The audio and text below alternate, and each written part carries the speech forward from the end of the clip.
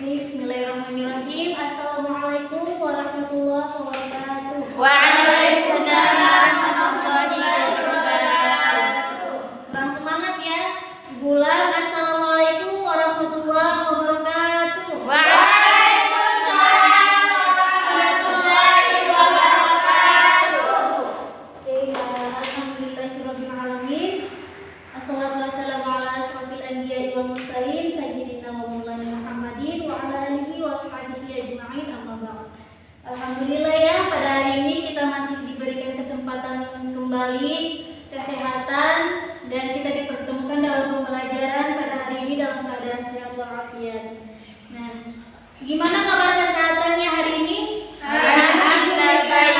Luar biasa, tetap semangat. Ulang ya, sama-sama harus kompak. Ulang. Gimana kabar kesehatannya hari ini? Alhamdulillah luar biasa, tetap semangat. Allahu Akbar. Oke. Nah, sebelum kita masuk ke pembelajaran, harus kita siap mental, harus fisik juga siap agar pembelajaran yang sebentar nanti dapat kita serap, kita resapi, kita pahami dengan baik. Jadi kita harus siap. Nah, kursinya tolong dirapikan, duduk dengan baik untuk siap menerima pelajaran. Silakan lagi.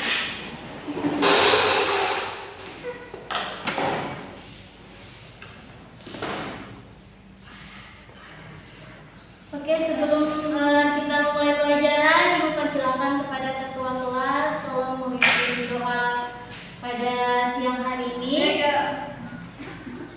agar apa yang kita dapat sebentar bisa dipahami. Ibu. Amin. Oke, ketua kelas Ibu persilakan. Mega.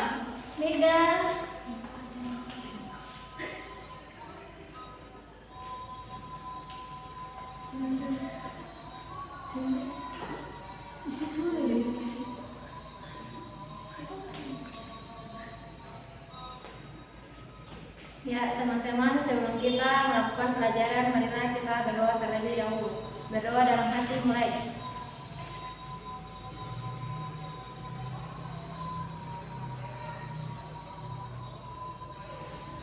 Berdoa selesai. Oke, terima kasih ya kepada ketua kelas telah berdoa pada siang hari ini. Semoga apa yang kita dapat sebentar nanti dapat kita pahami. Kita pahami. Oke, sebelum itu Ibu mau absensi ya, terkait dengan kehadiran kalian. Siti Fatimah ada keluar ke WC Ibu. Siana Subardi, Ibu. Ervin Ibrahim, hadir Ibu. Mutna Yati Lausepa, hadir Ibu. Cindy Marasabesi, hadir. Iin Apriani, tidak ada keterangan Bu. Indri, hadir Ibu. Nur Hidayah, Pola, hadir Ibu. Nah, jadi kehadiran kalian itu harus kalian maksimalkan ya setiap pembelajaran, karena kehadiran kalian itu juga berpengaruh pada nilai kalian di akhir semester. Jadi Ibu mau tanya terkait dengan materi kita ya pada pembelajaran kemarin.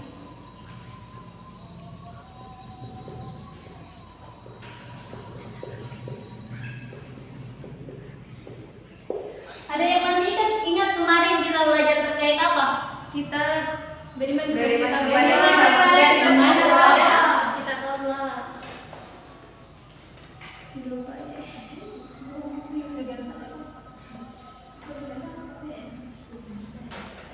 Beriman kepada kitab-kitab Allah. Nah, apa sih yang kalian ingat terkait dengan materi kita kemarin? Ayo, ada yang tahu angkat tangan. Indri, apa yang Anda pahami terkait dengan materi kita kemarin? Ialah beriman kepada kitab Allah, ialah dengan meyakini bahwasanya Allah telah menurunkan kitab kepada rasul-rasul yang dipilihnya untuk menjadi pedoman hidup bagi manusia yang terbagi menjadi 4.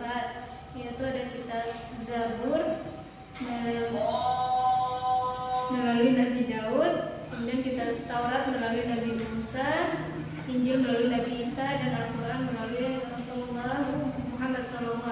Allahumma sholli wa sallim. Tepuk tangan buat ini ya. Nanti terkait pemahamannya terkait beriman kepada kitab-kitab Allah, pertemuan kita yang sebelumnya. Ada yang lain? Mega Ibu. Ya. Nah, kira-kira nih ya, Ibu mau tanya, di dalam Al-Quran itu isi pokok pembelajarannya itu apa-apa saja? Ada akidah, Ya.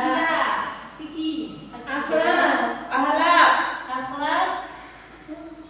kemudian muamalah, Sejarah. sirah, sejarah kita sama salam tahu. sejarah, yang terakhir apa? Ibadah. Jadi ini adalah konsep ya. Isi pokok pembelajaran Al-Quran itu ada akidah, ada akhlak, muamalah, sejarah, dan ibadah. Nah, sekarang perhatikan. Kalau misalnya ibu ngomong kayak gini, Ervin itu orangnya baik, ya kan? Ervin itu orangnya baik, orangnya suka marah-marah, jarang buat tugas. Itu yang ibu nilai dari Ervin. Kemudian Indri orangnya sering datang tepat waktu, ya kan? Sering datang tepat waktu, kemudian juga sering mengerjakan tugas. Nah, kira-kira dari pernyataan yang ibu sampaikan tadi, apa yang menurut kalian aspek apa yang ibu nilai? Jadi dalam isi pokok pembelajaran Al-Quran yang dinilai adalah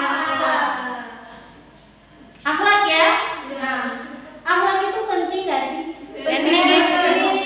Kenapa penting? Ada yang kita tahu angkat tangan, kenapa akhlak itu penting sekali?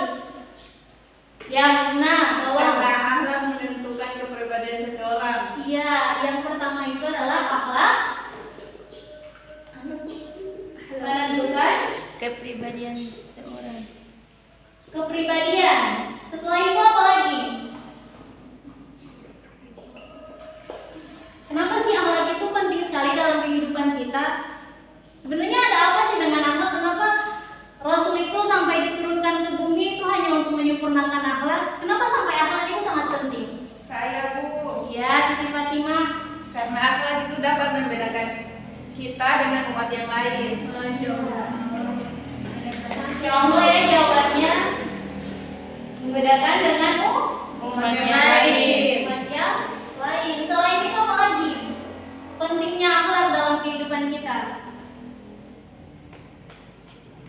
Ada yang tahu silahkan angkat tangan. Tidak tahu, Bu. Ya, jadi kalau ibu tanya ada yang tahu jangan bilang tidak tahu karena itu sesungguhnya doa bagi diri kita sendiri. Jadi kalau misalnya ibu tanya ada yang tahu kalian Belum tahu. Ibu Belum sebenarnya tahu, Ibu. Hanya mungkin karena sudah siap konsentrasi. Jadi dipengaruhi juga dengan waktu ya. Iya, Ya. Bu. Jadi pentingnya akhlak itu adalah salah satunya untuk menentukan kepribadian seseorang. Selain itu juga akhlak itu juga membedakan dengan umat yang lain, dengan agama yang lain gitu. Makhluk Jadi yang lain. sebenarnya ya Dengan makhluk yang lain. dengan makhluk yang lain. Jadi itu dia sebagai Pembeda. pembeda.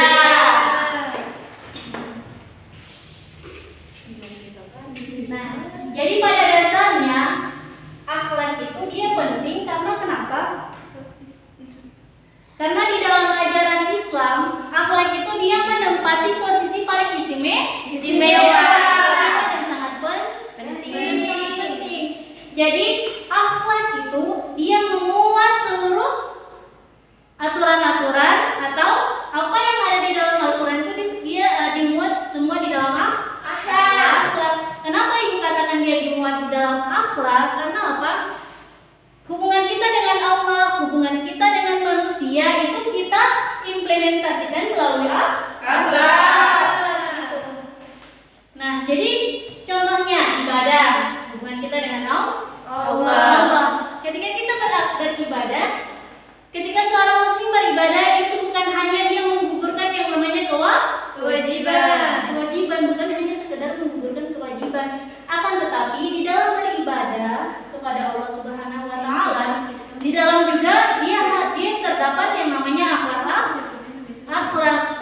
Apakah akhlak kita kepada Allah itu sudah baik atau tidak? Apakah Allah sudah menyuruh kita kemudian kita melakukan sesuai perintahnya atau tidak? Jadi seperti itu ya. Begitu juga dalam permasalahan sosial. Hubungan dengan Manusia. Hubungan dengan orang lain. Jadi yang kemarin Ibu sempat katakan contoh hubungan dengan manusia itu apa saja? Berdagang, Kemudian menikah, kemudian anak, ke sekolah. ya, jadi hubungan kita dengan manusia contohnya sedekah, ya kan? Toleransi. Nah, itu salah satu fungsi hubungan kita antar sesama Manusia. Nah, jadi hari ini kita berbicara terkait dengan Akhlak.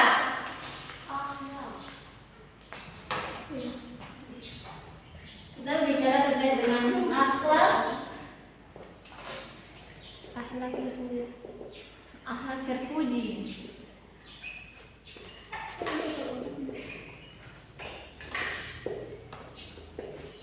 Terpuji dan tercela. Ikhtiar, sabar.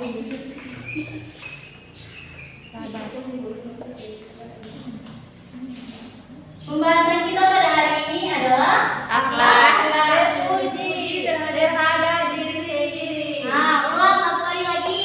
Akhlak terpuji terhadap diri sendiri. Nah, jadi materi kita adalah akhlak terpuji terhadap diri Sendiri. Di antaranya itu ada Tawakal, ikhtiar, dan sabar. ada tawakal, ada ikhtiar, ada Sabar. Nah, sebelum kita memasuki kepada materi ini, kita harus tahu dulu akhlak terpuji itu apa. Akhlak terpuji adalah akhlak yang muncul dari diri seseorang berupa Kebaikan. Ya, jadi hal-hal yang bersifat Baik. Baik itu. Yang bisa dijadikan Tauladan. Nah, jadi kita ketahui ya. Jadi adik-adik harus ketahui bahwa akhlak terpuji itu merupakan salah satu bentuk kesempurnaan hidup. iman. Jadi kesempurnaan iman yang bisa mendukung untuk terjadinya kesempurnaan hidup. Nah, jadi akhlak terpuji itu salah satu bentuk kesempurnaan iman. Kenapa? Ada yang bisa jawab? Yakin Bu, karena dengan akhlak terpuji dapat meningkatkan keimanan seseorang kepada Allah Subhanahu wa Ta'ala. Iya, bagus sekali, tepuk tangan. Nah, jadi berdasarkan teori itu bahwa akhlak terpuji itu adalah pembentukan sikap atau perilaku baik atau mulia yang bersifat otomatis melalui proses pembelajaran.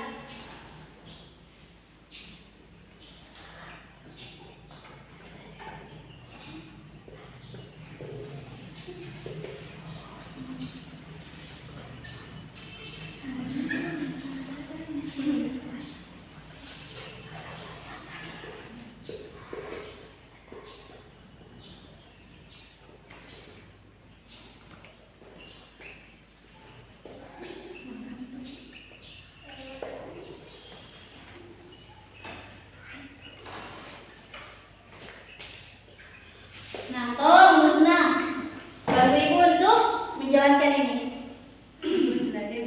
Nah, akhlak terpuji itu adalah Pembentukan sikap yang mulia yang bersifat otomatis melalui proses pembelajaran. Nah, jadi akhlak terpuji adalah pembentukan sikap yang mulia yang bersifat otomatis melalui proses pembelajaran.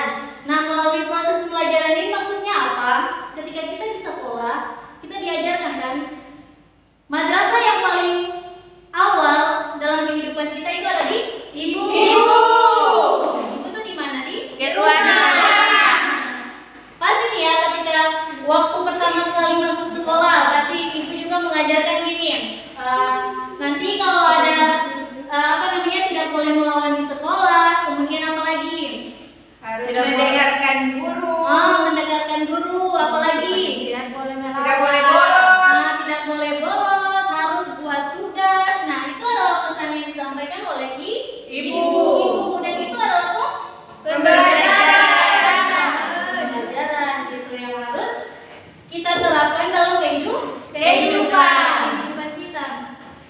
Yang pertama, kita membahas terkait dengan Tawakal.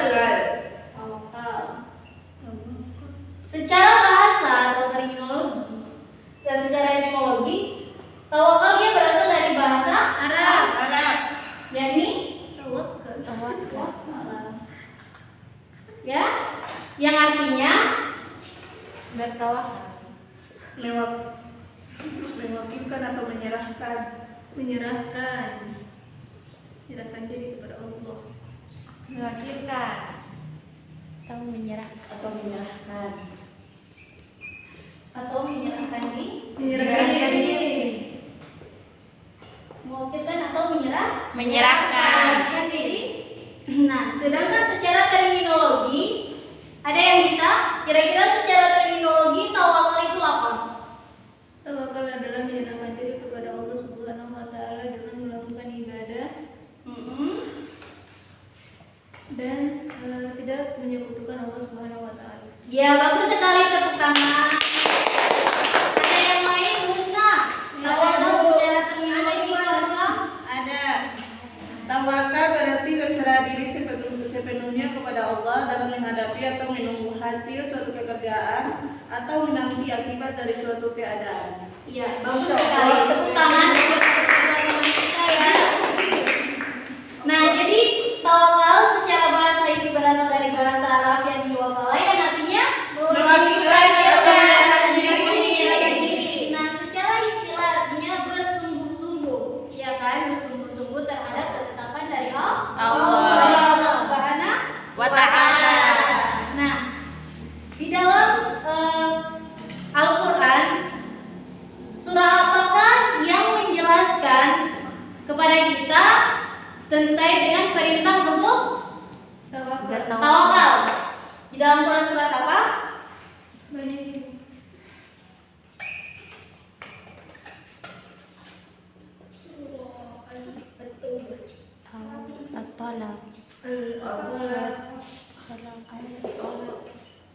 Yang bawa Al-Quran silahkan dikeluarkan Al-Qurannya. Perintah Allah Subhanahu wa taala memerintahkan kepada kita untuk bertawakal itu terdapat di Quran surat At-Talaq surat ke-65 ayat 3. Nah, Ibu persilakan, Ibu minta tolong kepada Indri untuk membacakan ayatnya. A'udzu billahi minasy syaithanir rajim. Wa yarzuquhu min haitsu la yahtasib wa man yatawakkal 'ala Allahi fa huwa hasbuh. Innallaha balighu amrihi qad ja'ala Allahu likulli syai'in qadra. Shadaqallahul 'azim. Masya Allah. Dan dia memberinya rezeki dari arah yang tidak disangka-sangkanya. Dan barang siapa bertawakal kepada Allah, niscaya Allah akan mencukupkan keperluannya. Sesungguhnya Allah melaksanakan urusannya. Sungguh Allah telah mengadakan ketentuan bagi setiap sesuatu. Nah, ada yang bisa menjelaskan kira-kira maksud dari surah At-Talaq yang sudah dibacakan oleh teman kalian itu maksudnya apa?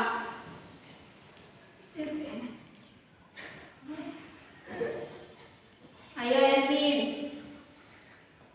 kemukakan pemikirannya terkait dengan surah At-Talaq ayat 3.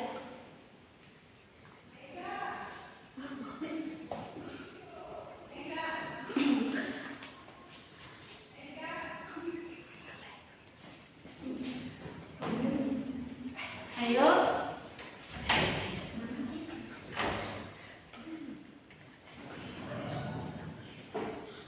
Jadi di dalam Quran surat At-Talaq yang ayat ketiga itu menjelaskan terkait dengan bertawakal. Jadi Allah itu memberikan rezeki kepada umat manusia dari arah yang tidak Disangka-sangka.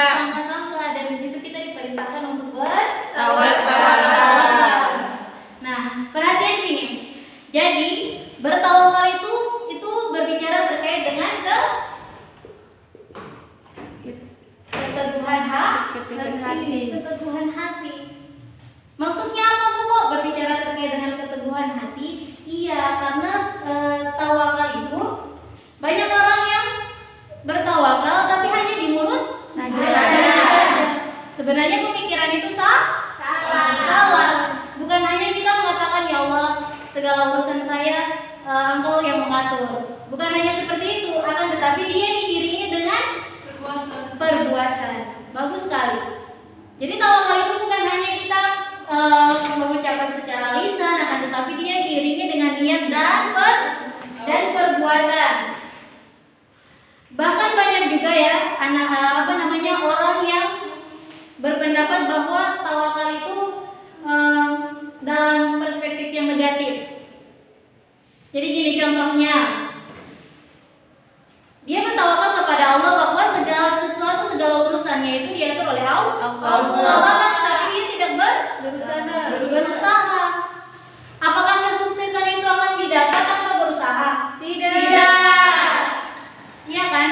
Ketika kita berusaha, hasil yang kita dapatkan juga dia tidak mengkhianati proses. Seperti itu. Jadi kalau orang yang berpendapat gini, sudah nanti Allah saja yang atur. Akan tetapi ketika dia berbicara begitu, dia tidak berusaha juga percuma. Oleh karena itu, ketika kita berniat kan, ketika kita mempunyai niat, kita segala urusan kita serahkan seutuhnya kepada Allah. Kenapa? Karena Allah tempat meminta, tempat bergantung. Allah tempat kita meminta pertolongan. Jadi segala kehidupan kita itu diatur oleh Yang Maha Kuasa seperti itu. Nah, di dalam tawakal juga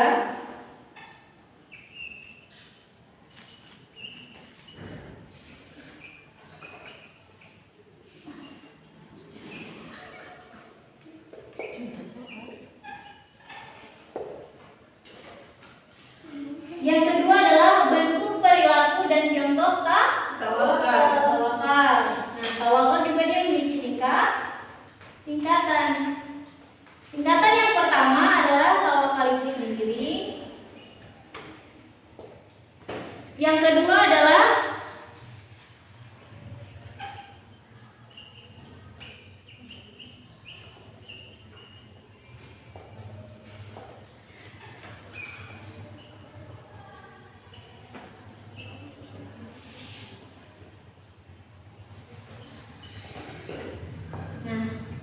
Mega, tolong bantu Ibu bacakan ini. Bentuk perilaku dan contoh tawakal. Yang pertama adalah tawakal itu sendiri. Yang kedua tawakal taslim. Yang ketiga adalah tawakal tafwid.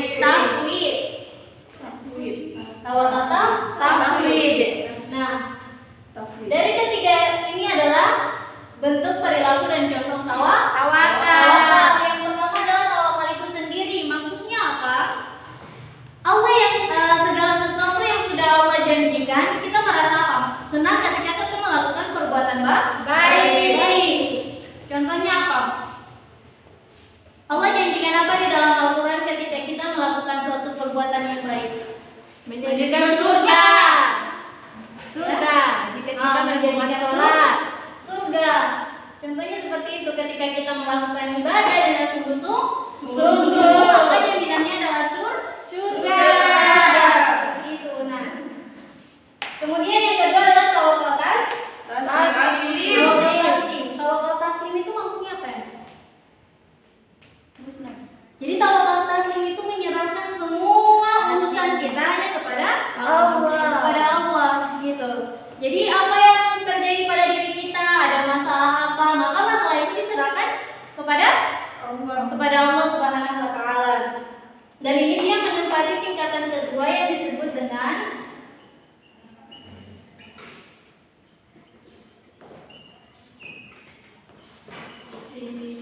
tawakal mutawasit atau tawakal dalam tingkatan yang sedang, tingkat sekali. Yang terakhir adalah tawakal tafwid. Tawakal tafwid ini maksudnya adalah segala sesuatu yang berkaitan dengan kehidupan kita, kita ridho, kemudian kita rela, itu menjadi kehendak Allah. Itu menjadi kehendak Allah Subhanahu wa taala. Dan pada tawakal tamfik ini dia berada pada tingkatan yang tertinggi. Dan ini biasanya dimiliki oleh para Rasul. ulama. Susah ya Rasul dan Nabi. tingkatan-tingkatan tawakal. Biasanya kalau tingkatan tawakal itu sendiri itu dia dimiliki oleh orang-orang mukmin. Ya, beda muslim beda mukmin. Jadi tawakal yang untuk tingkatan pertama itu dimiliki oleh orang-orang mukmin. Nah, biasa tawakal taslim itu di mutawassil. Rendah, sedang. Ulama. Nah, sedangkan yang ketiga itu dimiliki oleh Rasul. Rasul. Apakah kita bisa memposisikan ketawakalan kita sama dengan tawakalnya Pak Rasul? Tidak. Beda jauh sekali. Karena apa? Manusia biasa itu dia dilengkapi dengan Salah dan silap. hawa Nafsu. Jadi bagi orang yang tidak bisa mengendalikan hawa nafsunya, tentu tawakalnya pasti kurang sekali gitu. Nah, terkait dengan materi tawakal, ada pertanyaan? Tidak, Ibu. Tidak, Bu. Ibu hapus ya. Iya, Bu. Aku sudah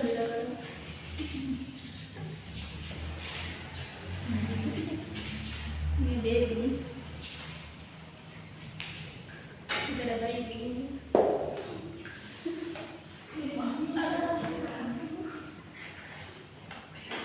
Yang kedua kita masuk pada materi Iya. Ya.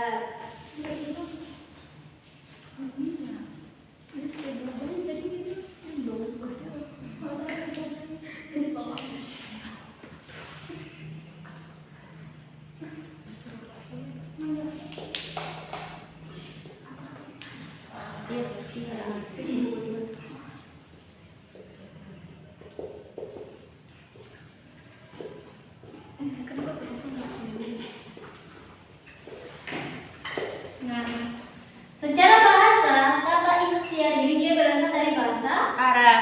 yakni Iftara. Iftara yang artinya berdiri atau mencari sesuatu.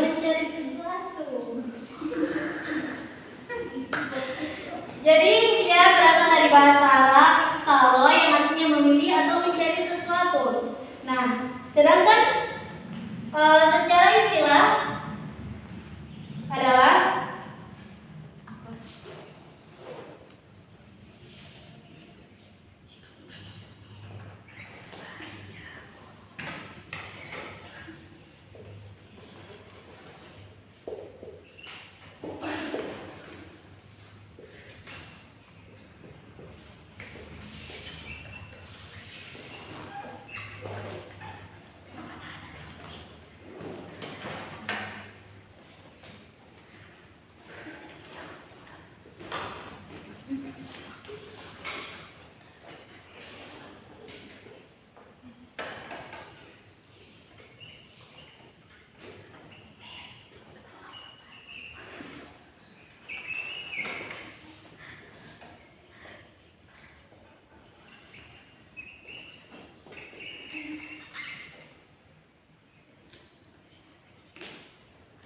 Nah, ini secara istilah ya. Secara istilah adalah memilih jalan atau mencari solusi dalam kehidupan demi kebaikan. Nah, kira-kira nih ya, apa yang adik-adik tahu terkait dengan ikhtiar? Angkat tangan. Ialah tindakan Ya. berusaha atau mencari segala sesuatu untuk mendapatkan kehidupan yang lebih baik lagi dari usaha tersebut. Ya, bagus sekali, tepuk tangan. Bagus sekali ya. Ikhtiar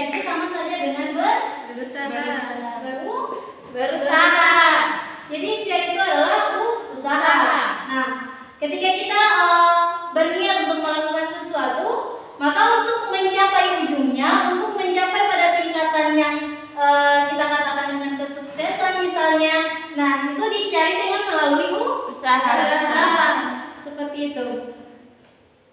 Di dalam Al-Quran, hal ini ditegaskan oleh Allah Subhanahu wa Ta'ala di dalam Quran surat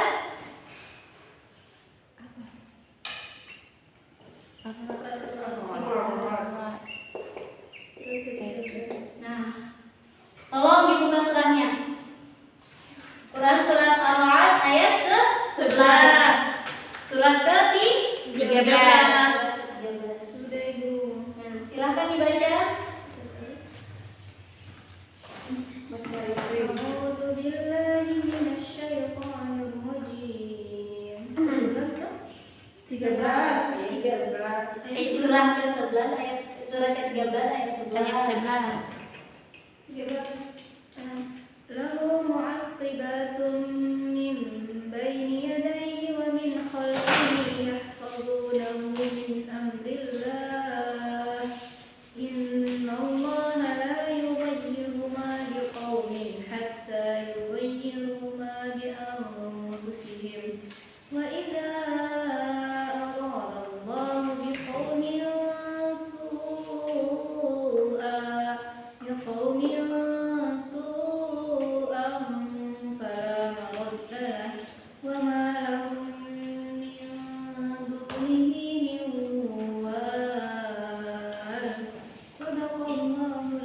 Allah, silakan dibaca artinya.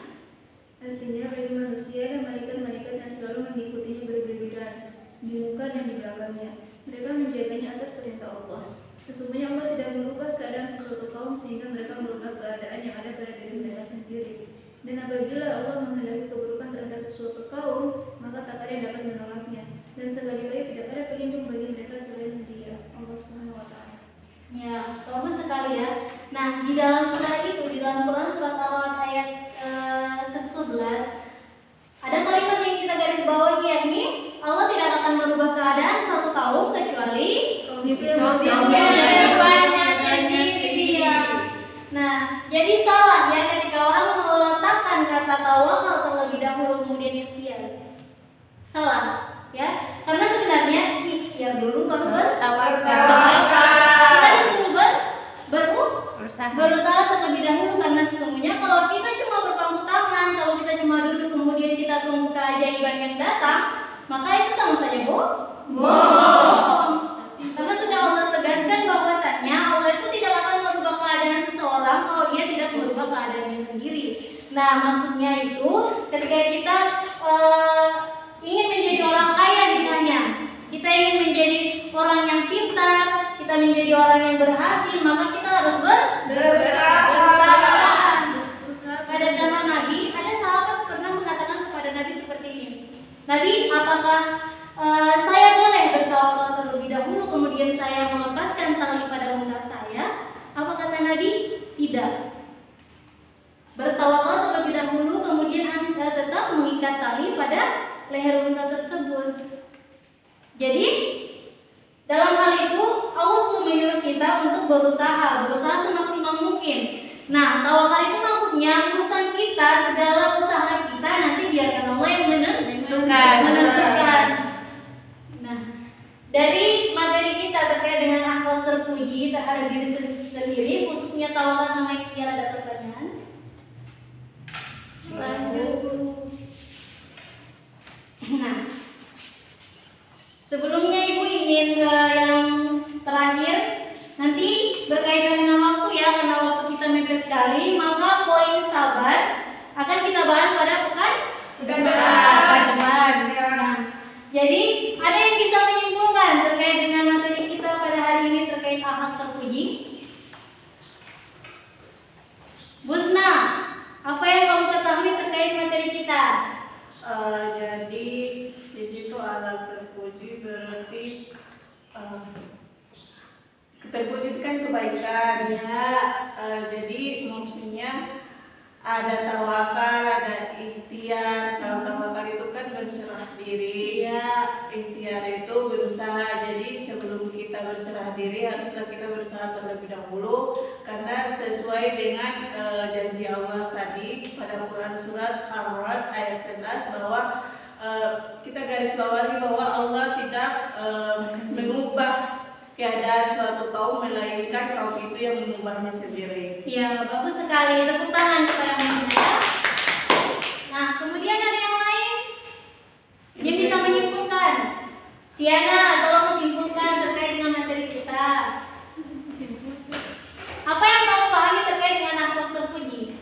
Akhlak terpuji itu akhlak yang baik yang ada pada diri seseorang yang bisa diamalkan dalam kehidupan sehari-hari. Ya, nah betul sekali ya. Jadi akhlak kita, perilaku kita harus sesuai dengan apa yang tertera di dalam Al-Quran. Sudah dijelaskan di dalam Quran surat Al-Ahzab bahwa sebaik-baik teladan adalah yang terdapat dalam diri Rasulullah Sallallahu Alaihi Wasallam. Gimana dalilnya? Laqad kana lakum fi Rasulillahi uswatun hasanah liman kana yarjullaha wal yawmal akhir wa dzakarallaha katsira.